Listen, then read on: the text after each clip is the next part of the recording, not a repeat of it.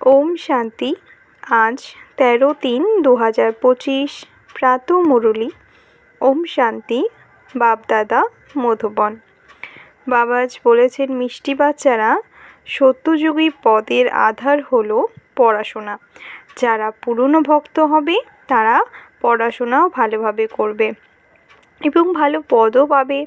আজকের প্রশ্নে বাবা বলেছেন, যারা বাবার স্মরণে থাকে তাদের লক্ষণ কেমন হবে?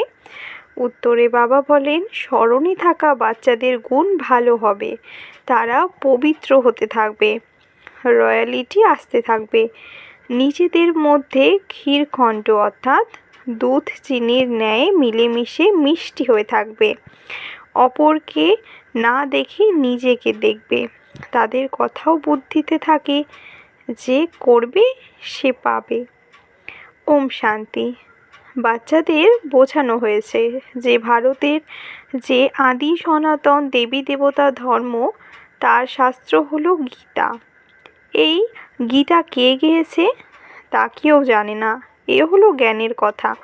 বাকি এই হোলি ইত্যাদি আমাদের নিজেদের কোনো উৎসব নয়, এ হলো ভক্তি মার্গের উৎসব। আমাদের উৎসব হলো কেবল এক ত্রিমূর্তি শিব জয়ন্তী।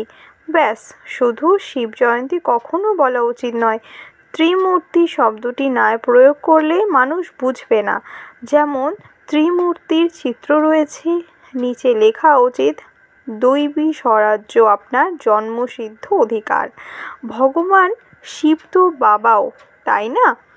তিনি অবশ্যই আসেন, এসে স্বর্গের মালিক বানিয়ে দেন।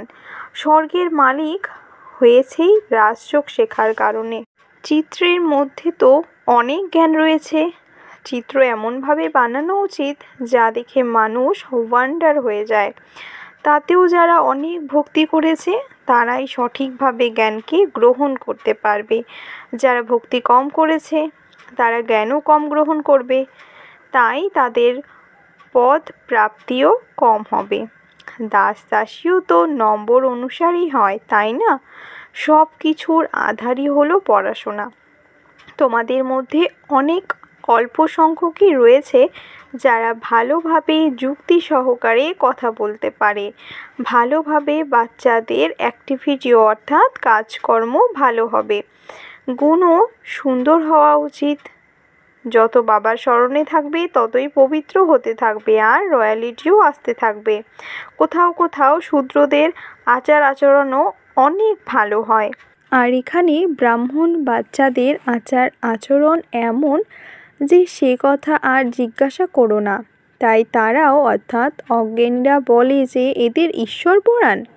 তাই বাচ্চাদের আচার আচরণ এমন হওয়া উচিত নয়, অত্যন্ত মিষ্টি ক্ষীরখণ্ড হওয়া উচিত।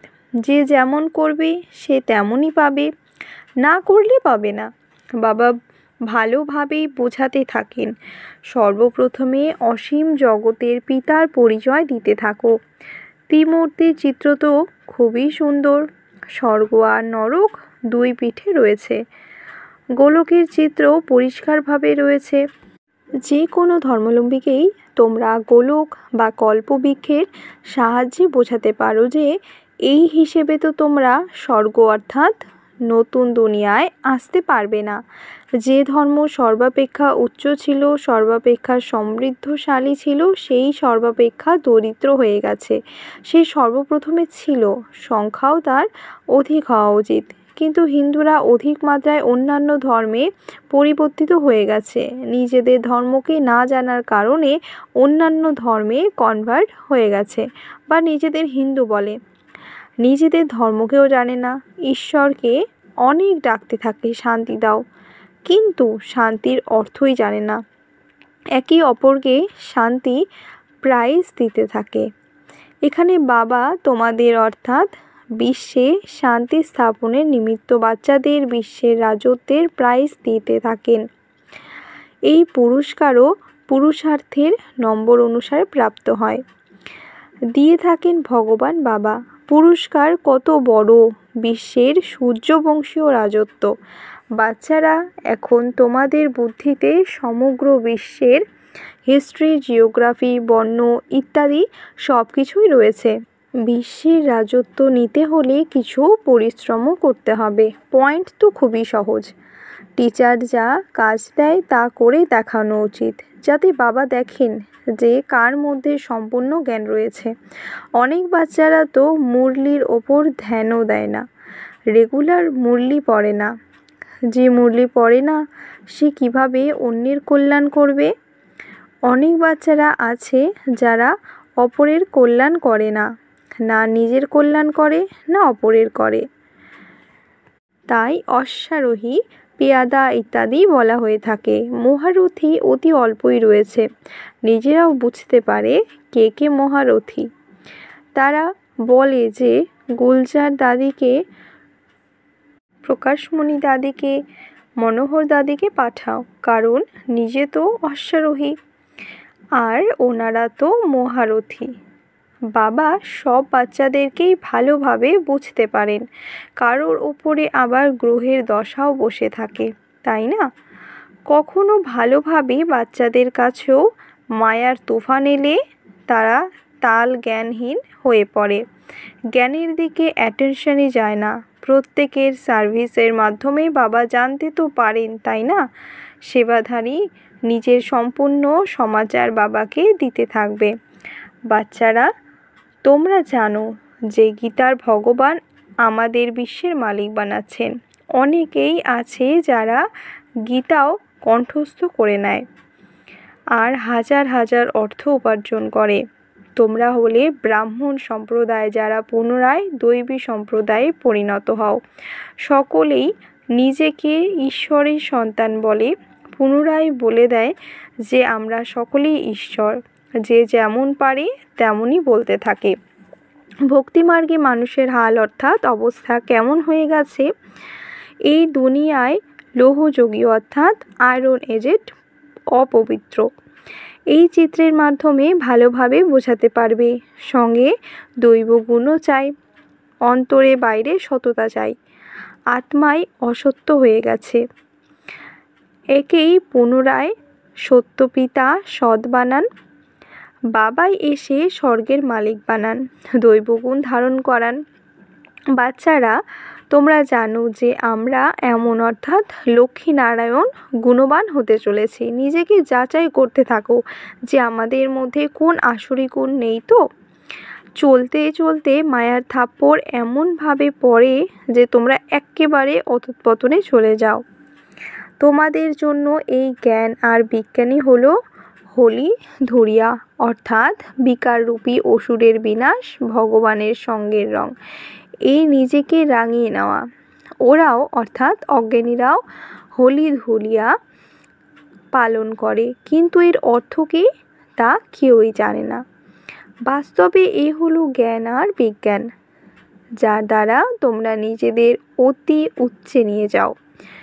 ওরা তো কি করে, ধুলো মাটি দেয়, কারণ এ হলো চরম পর্যায়ের নরক। নতুন দুনিয়ার স্থাপনা আর পুরনো দুনিয়ার বিনাশের কর্তব্য বা পাঠ চলছে। তোমাদের মতন ঈশ্বরীয় সন্তানদেরও মায়া একদম এমন ঘুষি মারে যে সজোরে গিয়ে পাকে পড়ে যায়। পুনরায় এর থেকে বাইরে বেরোনো বড় মুশকিল হয়ে যায়। এর জন্য আশীর্বাদ ইত্যাদির কোনো কথাই থাকে না। তাই এই দিকে মুশকিল বাড়তে পারে, সেই জন্য অত্যন্ত সাবধান হওয়া উচিত।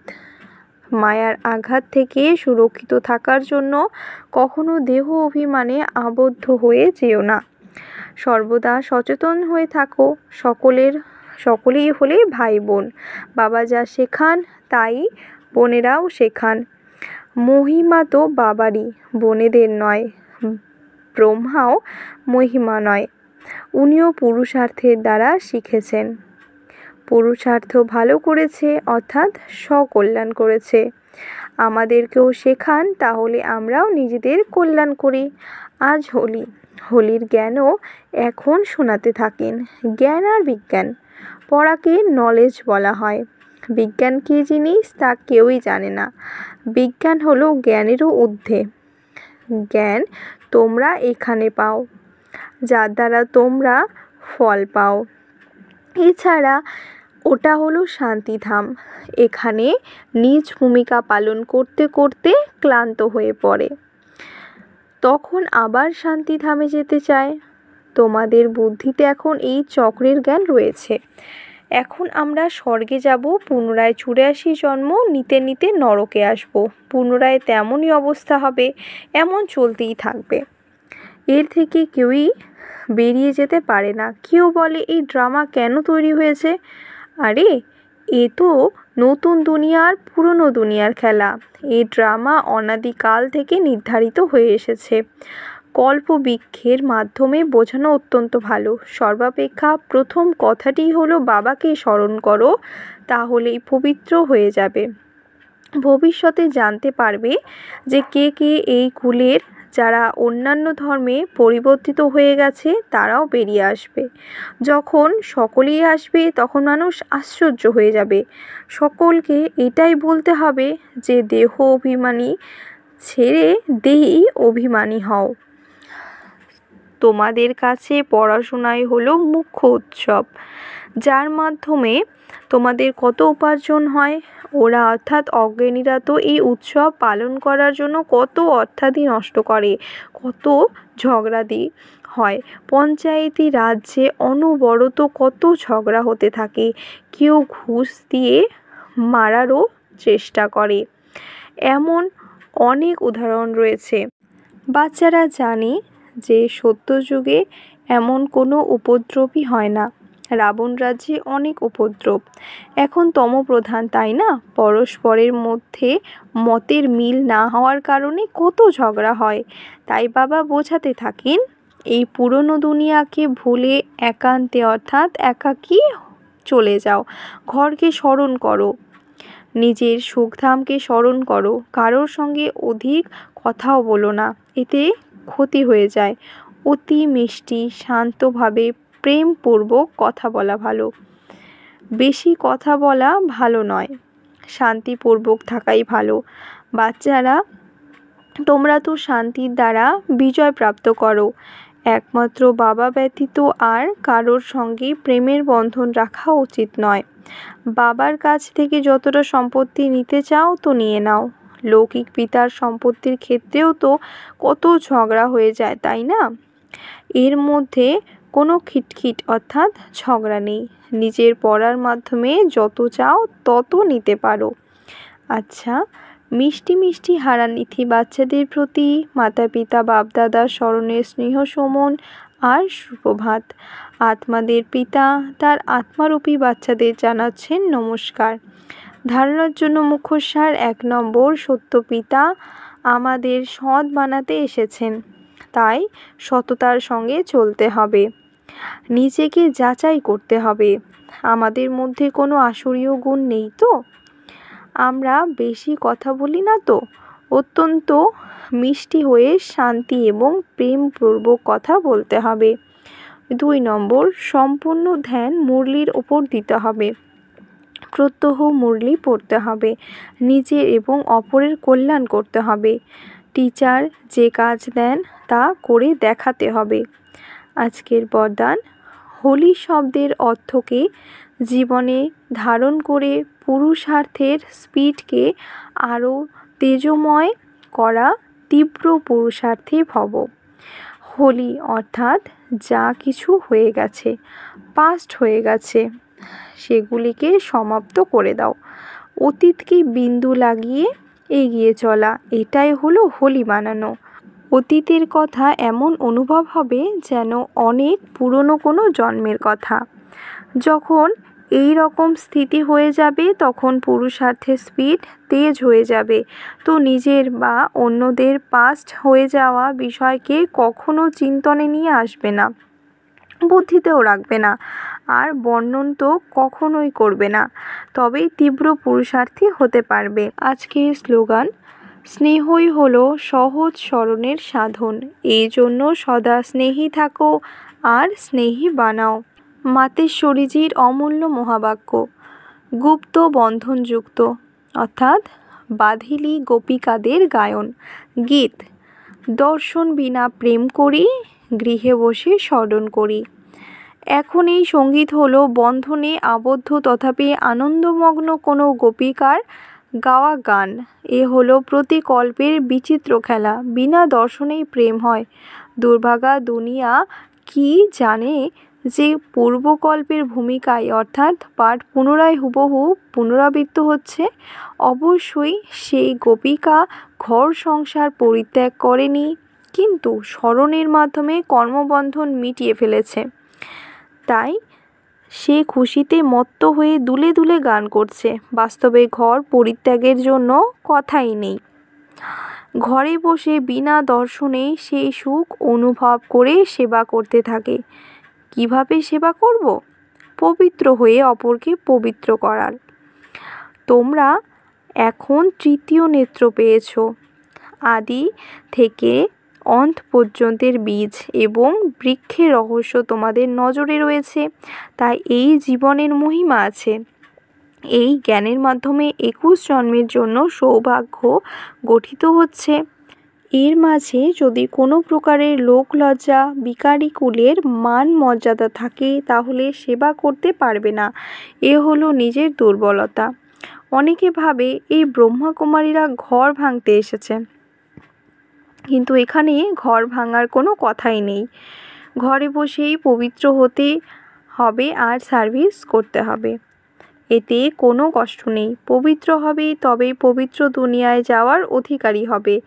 বাকি যারা যাবে না তারা কল্প পূর্বের মতোই শত্রুর ভূমিকা পালন করবে। এতে কারোর দোষ নেই। যেমন আমরা পরমাত্মার কার্যকে জানি, তেমনই ড্রামার অন্তর্গত প্রত্যেকের ভূমিকাকেই জেনে গেছি। তাই এতে ঘৃণা আসতে পারে না। এমন তীব্র পুরুষার্থী গোপিকারা রেসের মাধ্যমে বিজয়মালায় আসতে পারে। আচ্ছা, ওম শান্তি। অব্যক্ত ইশারা সত্যতা আর সভ্যতারূপী কালচারকে ধারণ করো। জ্ঞানের যা কিছু গুহ্য কথা আছে সেগুলিকে স্পষ্ট করার বিধি তোমাদের কাছে খুব ভালো আছে, আর স্পষ্টকরণও আছে। একটি পয়েন্টকে লজিক্যালি স্পষ্ট করতে পারো। তোমরা হলে অথরিটি আত্মা। কোনো মনময় কল্পনার কথা তো নয়, যথার্থ বলবে। অনুভব আছে, অনুভবের অথরিটি, নলেজের অথরিটি, সত্যতার অথরিটি, কত অথরিটি আছে। তাই অথরিটি আর স্নেহ দুটোকেই সাথে কাজে লাগাও। আচ্ছা, ওম শান্তি।